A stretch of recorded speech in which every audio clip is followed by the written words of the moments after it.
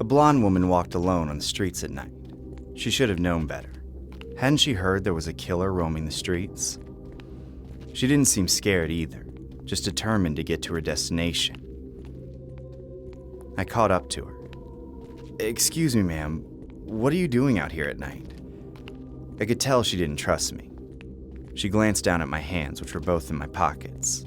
She probably thought I was hiding a knife or something. If she had read the news, she would have known that the killer used an axe. And I definitely wasn't carrying one of those in my pocket. I pulled my hands out of my pockets to make her feel better. "If it's okay with you, ma'am, I'd like to walk you home." "Okay." It really bothered me that she didn't trust me. Didn't I look friendly enough? We started walking together. It was a dark night, no moon, which was usually when the killer came out. "What's your name?" "Virginia." I knew she was lying. I'd seen her before. Her name was Janice, and she lived in the blue house just past the park. We'd actually met before, but I didn't want to tell her that. I didn't want to scare her off. She sped up her steps, so I did too. To ease her nerves, I told her a little about myself, how I moved to New Orleans with my wife 2 years ago, how I worked at a bank, how I took nighttime walks even though I knew it was dangerous. I think the conversation eased her nerves a little.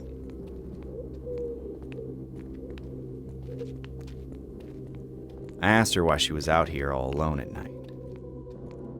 "I was visiting my sister. I didn't realize how late it had gotten. I thought a bus would still be running, but it's not."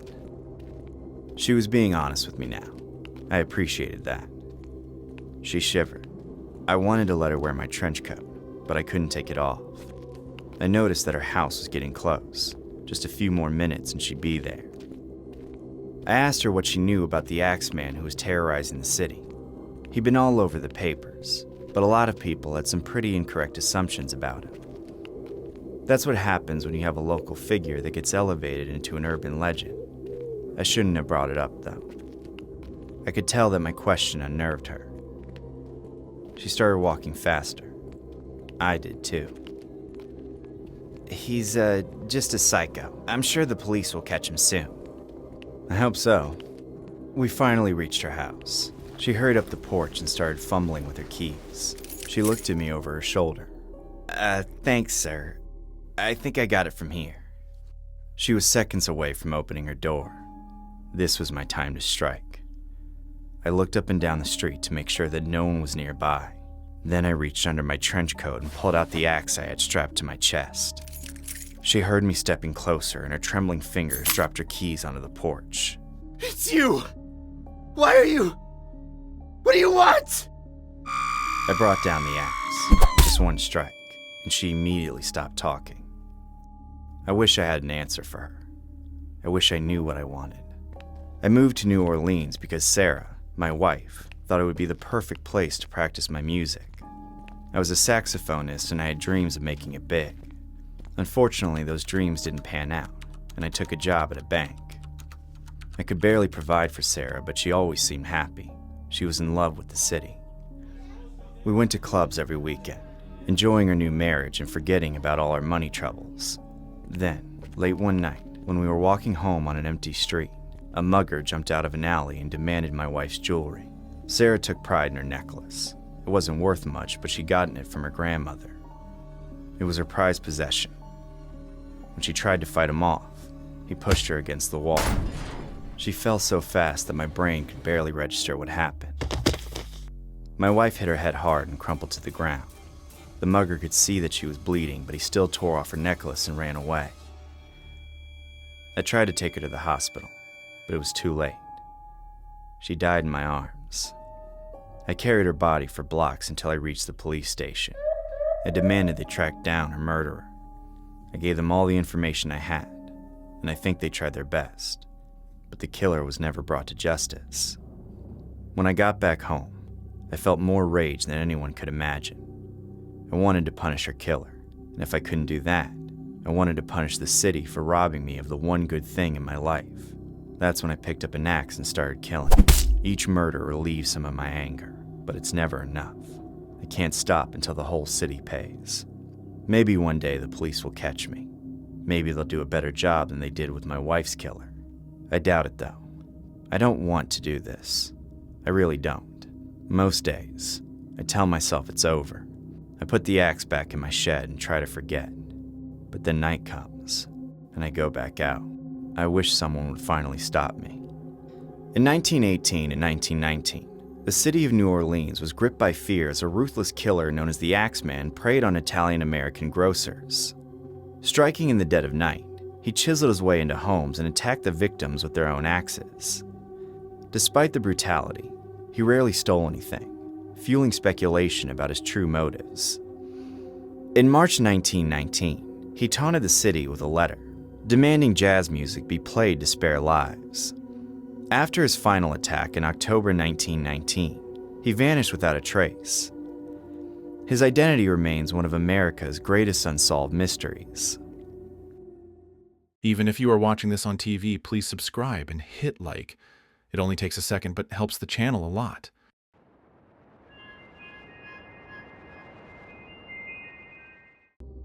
There was a new dental office near my work. It looked normal on the outside, but I got a really weird feeling every time I walked by. I always saw the same people going in. One lady, a red-haired woman who always wore a black dress, had entered the office at least 6 times in the last month. I know that a lot of people don't really care for their teeth the way that they should, but no one needs that much dental work, right? Something must be going on there. And the weirdest part was that they came out happy and smiling. No one walks out of a dental appointment smiling. I thought it might be some front for illegal activity. Like, you know what I mean. But none of the clients looked like they would be involved with that kind of stuff. They looked normal, like regular people. One day on my lunch break, I decided to check things out. I noticed a patient about to enter the building. He was a handsome guy, and his teeth looked fine. I didn't recognize him, so it didn't seem like he was one of the regular patients. Before he entered, I ran over and pulled him aside. I didn't want the receptionist to see us talking outside the window. "Excuse me, I was wondering about this dental office. What can you tell me about it?" The man explained that he just chipped a tooth at lunch, and since he was new to the area, he scheduled an appointment here. They were kind enough to make him wait for months and then give him an instant appointment. He'd never heard of the place until today. He seemed pretty normal, trustworthy even. I started to think that maybe I was paranoid over nothing. "You seem kind of spooked. Is there something I should know?" I told him no and wished him luck. I was still a bit curious though, so I stuck around for a while and waited for him to come back out. I didn't have a lot of work to do that day anyway. Less than an hour later, he walked out of the office looking upset. He told me that the dentist fixed his chip, but discovered he had 3 dead teeth that needed to be extracted. He made another appointment with them the next day. His teeth looked totally fine to me, so I asked him if he believed the dentist. Of course, dentists don't lie. Then he left. Obviously, the dentist was scamming people. He had to convince this poor guy that he had problems that he clearly didn't have. No wonder people kept coming back. There wasn't anything I could do about it though. I couldn't force these patients to come to their senses. For the next few days, I noticed the same man entering the dental office again and again. Every time he left, he looked less and less like himself. I knew it was the same guy, but something was different about him every time. I couldn't put my finger on exactly how he was different though. I just got a weird feeling about it. After a full week of the man's daily visits, I finally had enough and needed to talk to him. I caught him just as he was coming out, careful not to be seen through the office window. "Excuse me, you remember me, right?" The man smiled at me, and it was the biggest, brightest smile I'd ever seen. His teeth looked way too perfect. "I'm sorry, sir, I've never seen you in my entire life." And I watched him stroll away after that. How could he not have remembered me? Now I was more curious than ever. Later in the evening, I decided to walk into the dental office myself. The lobby was empty, but I could hear noises coming from the back. Someone was still here. Very quietly, I looked around the lobby and didn't find anything suspicious. I wanted to snoop around while the coast was clear, but all the file cabinets were locked, and I didn't want to make any noise by prying them open. I started to hear drilling noises coming from behind the door. I knew it was dangerous, but I had to see what was going on here. I quietly opened the door and stepped inside. I was in a hallway. Everything seemed normal, just a regular dental office. I followed the noises to the medicine cabinet at the end of the hallway. It had to be some kind of secret door. What the hell? I pushed it open and saw a dark stairway leading down into a basement. I tried being as absolutely quiet as I could as I descended down the stairs.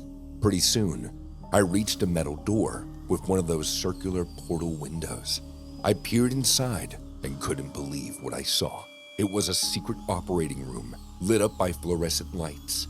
An elderly dentist, tall and gaunt, was leaning over his patient, screwing in a tooth.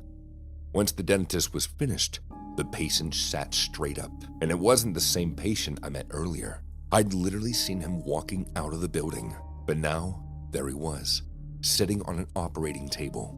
He was grinning widely, but a few of his front teeth were gone. Then I noticed the glass tubes lining each side of the room. Each tube had a different person inside. I'd recognized all of them as patients I had seen entering and leaving the building. Under each body was a plaque with their names and the words, "Clones in progress." I stumbled a little in shock. The man in the operating chair, the clone, looked right at me through the window and pointed. The dentist turned, and he saw me too. I had to get out of there, fast. I scurried up the stairs, no longer trying to be quiet, and raced out of the building. I drove outside where, thank God, a policeman was walking by. "Sir, you have to help me. I know this sounds crazy, but..." I immediately stopped talking. The policeman was smiling at me. I could see his perfect, shiny white teeth. "What?"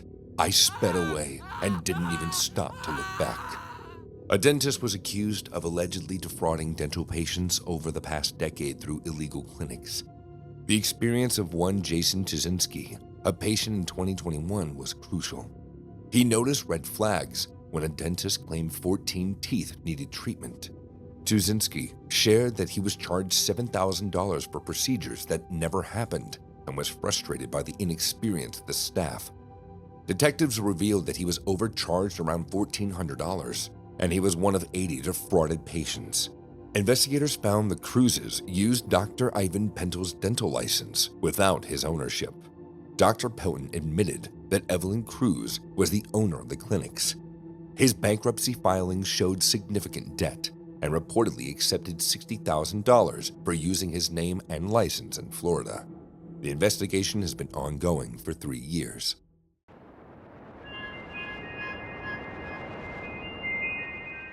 It all began when John, my longtime friend, scored a big promotion at his law firm.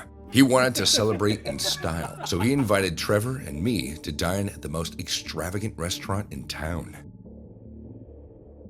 We arrived in our casual clothes, jeans, sneakers, and lightweight jackets, unaware of the pretentious atmosphere that awaited us. The man at the front desk gave us one glance and sneered, making us feel unwelcome from the start. "Do you have reservations, gentlemen?" he asked in a condescending tone. His eyes flickered over our clothing, as though we'd shown up in garbage bags.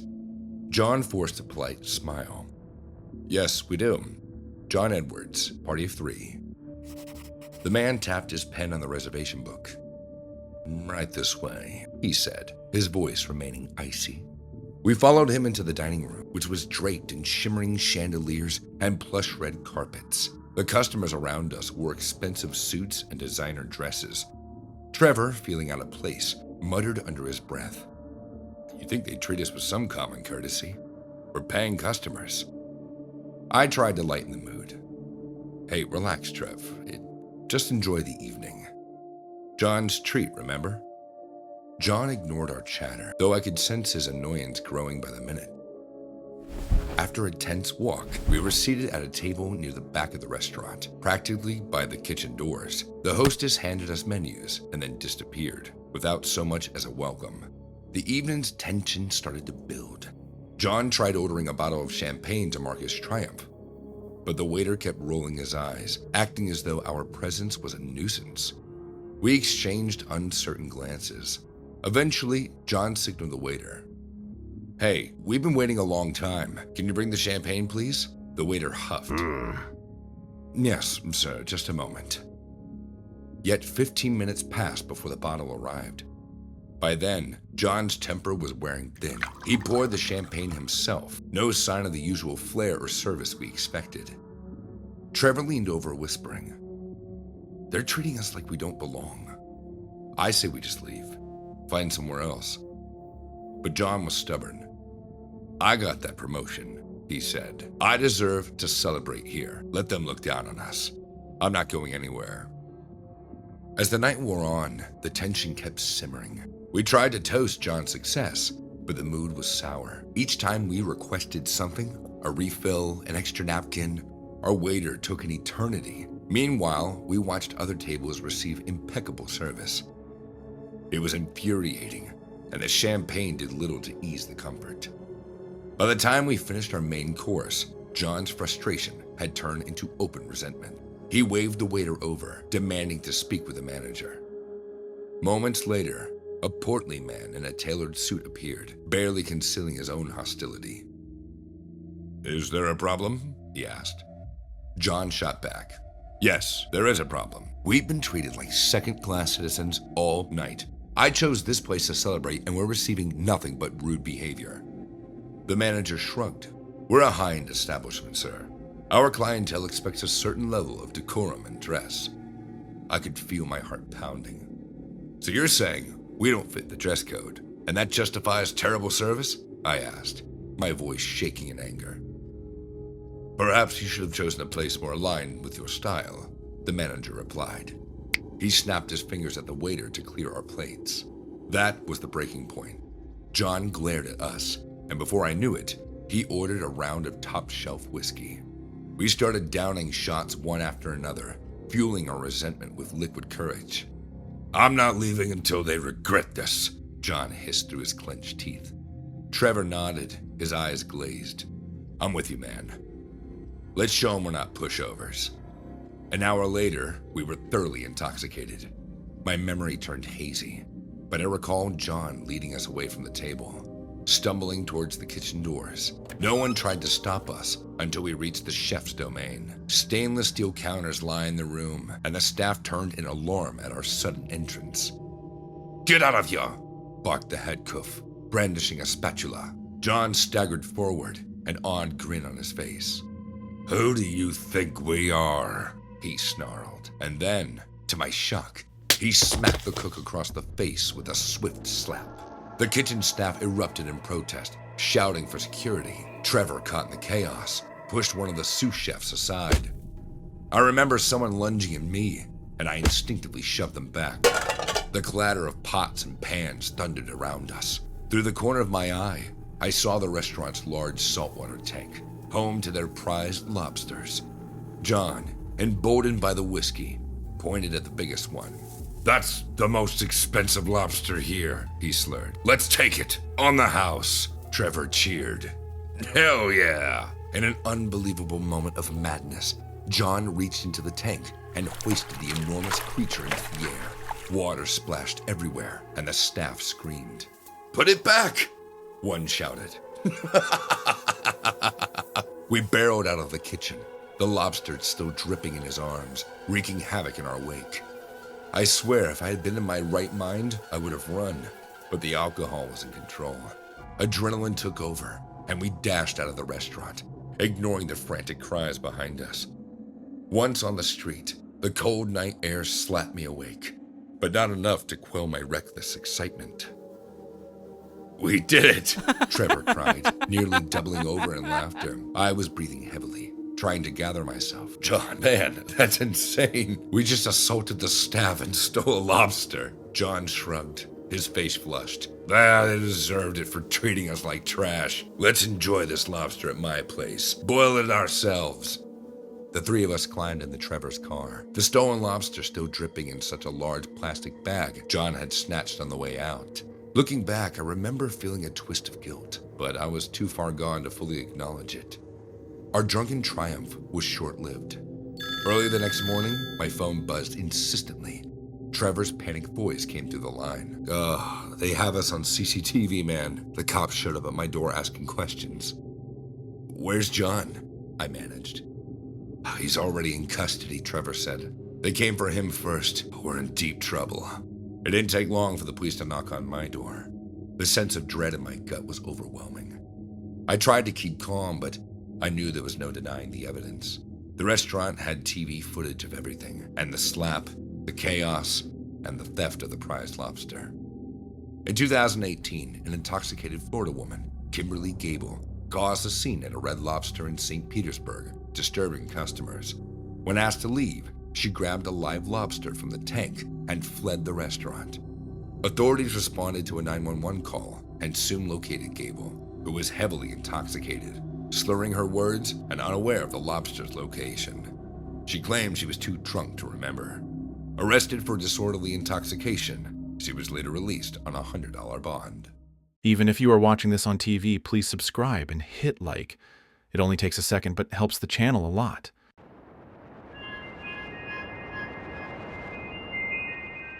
My name is Ben, and for as long as I can remember, fear had been my constant companion. From elementary school to my first job in a bustling city, bullying seemed to follow me relentlessly. When I moved in with John, my new roommate, I naively thought my life would improve. It didn't. John was a muscular giant, a bodybuilder who took pride in his intimidating stature. From the moment we started sharing an apartment, he made sure I knew my place. Every morning, I'd wake up to his booming voice ordering me around. Ben, why the hell aren't my eggs ready yet? He'd yell, lounging on the couch with a smirk. Coming right up, I'd mutter timidly, rushing through the tiny kitchen. Any delay or mistake would result in harsh punishment, usually verbal, occasionally physical. My finances were precarious. I couldn't afford to leave, so I quietly endured the torment, internalizing the rage and humiliation each day.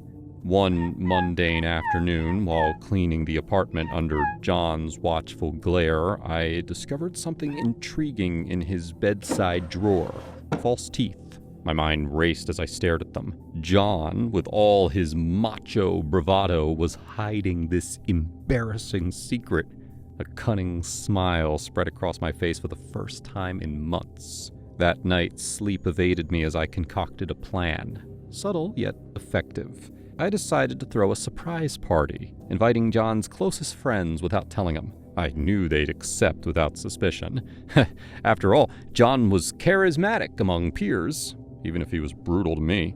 The evening of the party arrived. Our apartment buzzed with laughter and clinking glasses. When John entered after his evening workout, his face contorted with confusion and suspicion. What's going on here, Ben? He demanded. I plastered on my most innocent expression. Surprise, John! It's a celebration of your recent job promotion. I thought you'd appreciate it. He hesitated briefly, but noticing the smiles from his friends, his suspicion melted away. All right, then. Thanks, I guess, he muttered, unable to openly reject the praise. I steered him gently toward the kitchen table. I even prepared your favorite cereal as a snack. John nodded and grabbed the bowl without a second thought. Hidden beneath the golden flakes lay my carefully chosen sabotage. Tiny, hard pellets and fragments of gravel. My heart pounded with excitement as he lifted the spoon to his mouth. The first crunch echoed louder in my ears than the music. John's eyes widened in panic as his false teeth slipped from his gums, landing grotesquely in his bowl. A silence enveloped the room before erupting into uncontrollable laughter. Holy shit! John, what happened to your teeth? Someone roared. John's face reddened in humiliation. He whipped around, eyes searing with fury, locking onto mine instantly. You bastard! He growled, and before I could react, John's massive hand wrapped around my throat, lifting me effortlessly from the ground. His friends gasped, too shocked to intervene. You think this is funny? You worthless coward! John spat, his grip tightening painfully. Stop, please! I choked, clawing desperately at his iron grasp. You've humiliated me for the last time. Police officers stormed the apartment, wrenching John off of me. I lay battered and barely conscious as they cuffed and restrained him. When the officers questioned the guests, everyone backed my story. After all, many of them had tasted John's cruelty firsthand, though never as harshly as I had. To the authorities, John's attack seemed utterly unprovoked. Just an insane reaction over stale cereal. At the hospital, as nurses tended to my wounds, an officer approached my bedside. "Ben, can you tell me what happened exactly?" he asked gently. I feigned innocent confusion. "I threw a party for John's promotion. He got angry because the cereal was stale, I guess." The officer shook his head sympathetically, taking notes. "We've had complaints about John before. He's known for his temper. Don't worry, Ben, you're safe now." I nodded gratefully, hiding my satisfaction beneath a veil of trauma. John was charged with assault and given a restraining order against approaching me. For the first time in my life, I was free.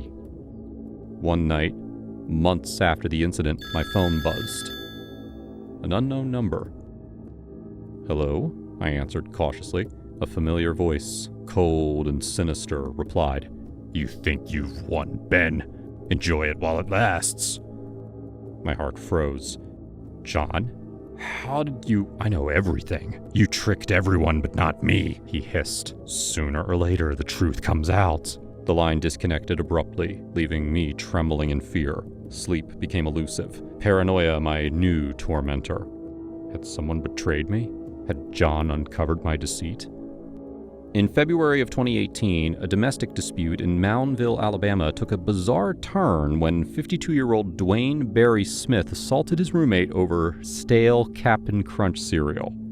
Smith, who was missing teeth, struggled to eat the hardened cereal and blamed his roommate for failing to seal the box properly. Frustrated, he demanded the man remove his dentures to experience the difficulty firsthand.